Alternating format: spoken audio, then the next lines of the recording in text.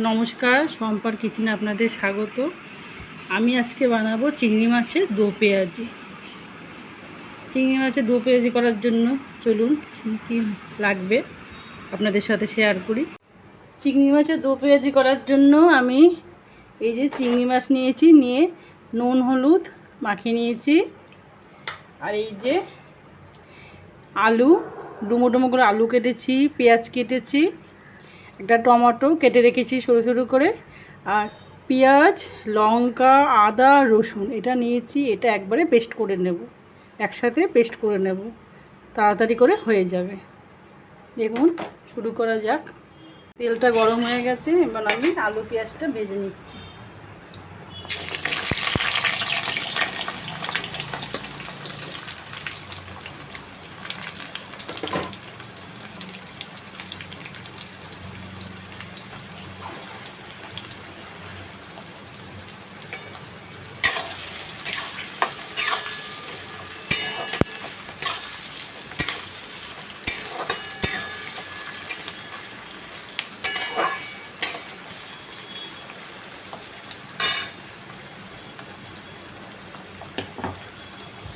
পরিমাণ মতো লবণ আর হলুদ দিয়ে দিলাম।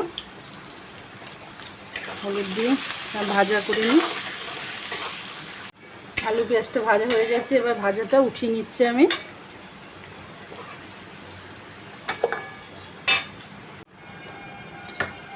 এটা উঠিয়ে নিলাম, নিয়ে এবার চিংড়ি মাছটা গ্যাসটা কমে অল্প করে একটু অল্প সামান্য ভেজে নেব।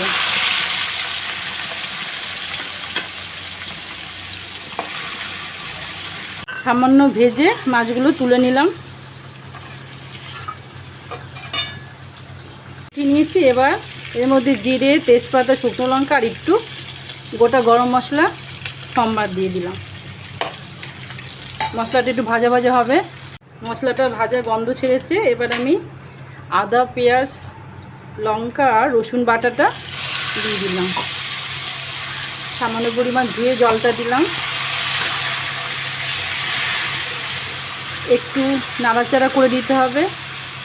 মধ্যে পরিমাণ মতো লবণ আর হলুদ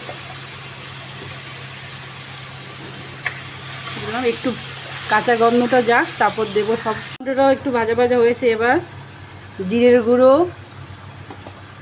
পরিমাণ মতো, ধনের গুঁড়ো,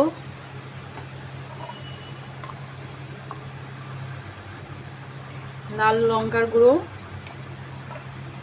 দিয়ে অল্প পরিমাণে একটু জল দিতে হবে। মশলাটাকে একটু মাখা মাখা করে কষাতে হবে। হলুদ তো দেওয়া আছে, তাও পরিমাণ মতো আর একটু হলুদ দিতে হবে, আপনারা দেখে বুঝে দেবেন। এবার এটা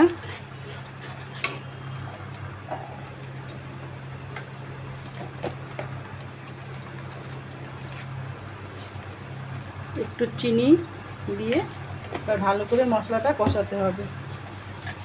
মশলাটা এত পর্যন্ত কষাচ্ছে। এবার আলু পেঁয়াজটা, আলুটা তো অর্ধেকের বেশি ভাজাই আছে, দেখুন সামান্য একটু দিলাম এর সাথে, মাখা মাখা করে নাড়াচাড়া করে নিই।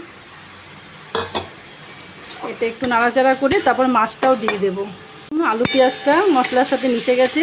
এবার এই মাছগুলো আমি দিয়ে দিলাম, দিয়েও এটাও আলু পেঁয়াজ এই কষা মশলার সাথে এটাকে মাছটাকেও ভাজা ভাজা করতে হবে। 2-3 মিনিট এটাকে মশলাটাকে কষাই মাছটার সাথে। মশলাটা লেগে লেগে যাচ্ছে, কষা হয়ে গেছে।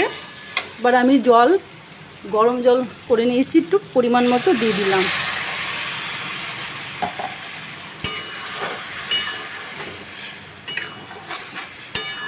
আপনারা যেমন ঝোল খাবেন সেই হিসাবে দেবেন।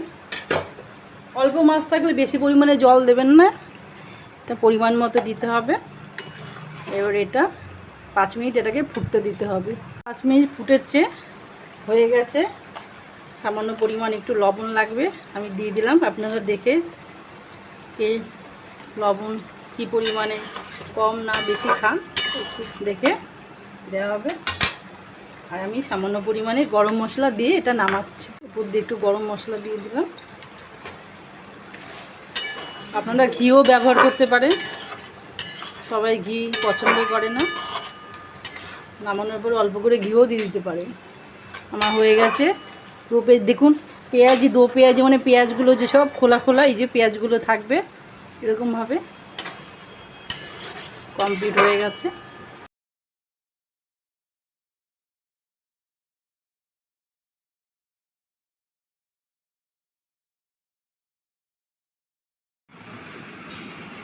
আমার চিংড়ি মাছের দো পেঁয়াজি রান্না কমপ্লিট হয়ে গেছে। দেখুন দেখতে কি সুন্দর হয়েছে, খেতেও দারুণ হবে।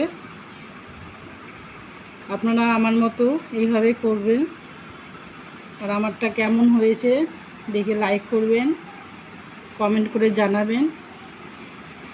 আর এখনও পর্যন্ত যদি আমার চ্যানেলটাকে সাবস্ক্রাইব না করে থাকে তবে করে দিয়ে, তবে যা করব সহজে আপনাদের কাছে চলে যাবে। ভালো থাকবেন। নমস্কার।